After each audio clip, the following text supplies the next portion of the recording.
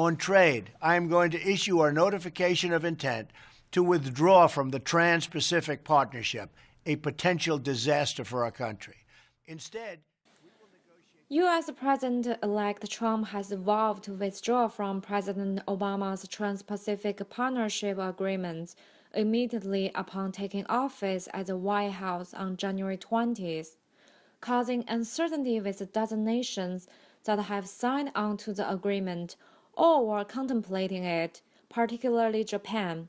It was no accident Trump's first visit as president-elect by a foreign leader was Japanese Prime Minister Abe. So what happens to Obama's TPP and its symbolic significance as the U.S. so-called pivot to Asia?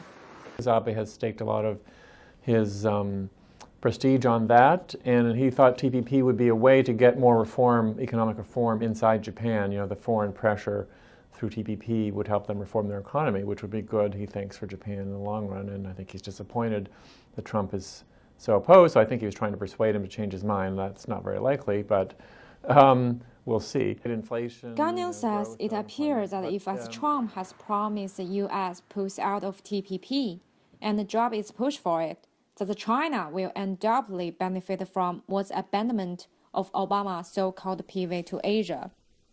To me, it's very symbolic. I don't know that TPP was essential or hugely important, but it did sort of symbolize the U.S. commitment to focus on Asia. And I definitely, you know, these things matter.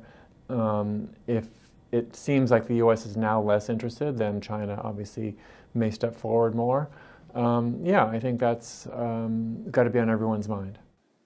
Gagnon says that it won't be difficult for Trump to drop TPP, since the U.S. has not signed or ratified it, and the negotiation about it can also just stop.